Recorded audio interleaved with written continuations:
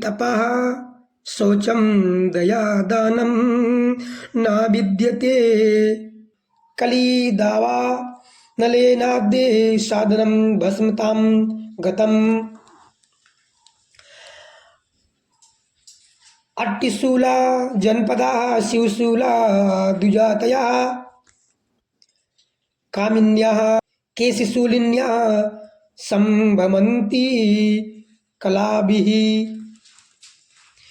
एवं पश्यन् कलेरे दोषान् पर्यन् नौनीमां यमुनं तटीमापन्नो यत्रे दीला हरेरिभूते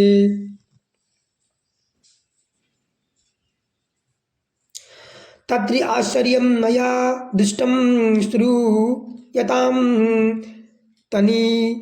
तनिमुनीश्वराः एका तु तरुणी तत्रे विसनुराखिन्निमानिसा वृद्धो द्वै पतितो पार्श्वे निःश्वसन्ताओ चेतनो शुश्रूषन्ति प्रबोधन्ति रुदति चातयो पुरः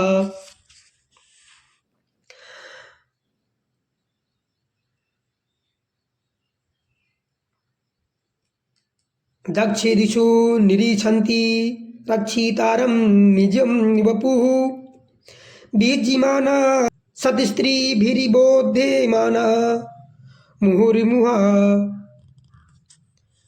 दृष्ट्वा दूराधिगता सोऽहं कौतुकेन तदन्तिकं मां दृष्ट्वा च उत्थिता बाला विहला च ब्रवीदुचाः।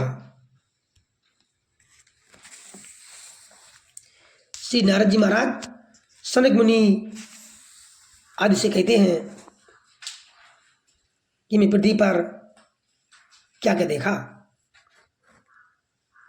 अब यहाँ सत्य तप सोच बाहर भीतर की पवित्रता दया दान आदि कुछ भी नहीं है।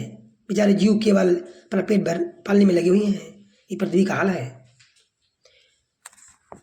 वह असत्यवासी आलसी मन बुद्धि भाग्यहीन पुत्रग्रस्त हो गए हैं। जो साधु संत कहे जाते हैं वो पूरे पाखंडी हो गए हैं।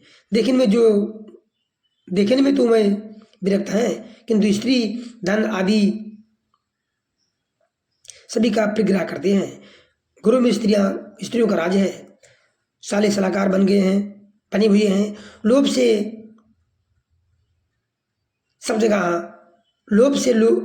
से लोग कन्या विक्रय करते हैं। ये पृथ्वी का हाल है। और स्त्री पुरुषों में कलह मचा रहता है। महात्माओं के आश्रम तीर्थ और नदियों पर यौनों विधर्मियों का अधिकार हो गया है। उन दुष्टों ने बहुत से देवालय भी नष्ट कर दिए हैं।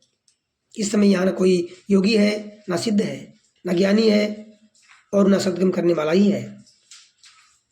सारे साधन इस समय कलिरूप दावानल से जलकर भस्म हो गए हैं। इस तरह कलयुग के दोष देखता और पृथ्वी पर विचरता हुआ मैं यमुना नदी के तट पर जा पहुंचा। भगवान श्री कृष्ण की अनेकों लीलाएं हो चुकी हैं। मुनिवरों सुनिए, वहां मैंने एक बड़ा आश्चर्य देखा। वहां एक युवती स्त्री खिन्न से बैठी थी। उसके पास दो वृद्ध पुरुष अचेत अवस्था में बड़े जोर जोर से सांस ले रहे थे। वह तरुणी वह स्त्री उनकी सेवा करती हुई कभी उनके चेत कराने का प्रयत्न करती और कभी उनके आगे रोने लगती।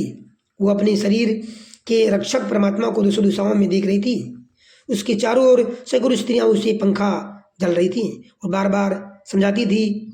दूर से ये सब चरित्र देखकर मैं कुतूहलवश उसके पास चला गया। मुझे देखकर वो युवती खड़ी हो गई और बड़ी व्याकुल होकर कहने लगी,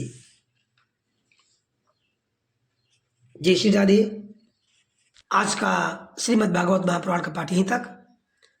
आप सभी लोगों को भगवान की कृपा से प्राप्त हो।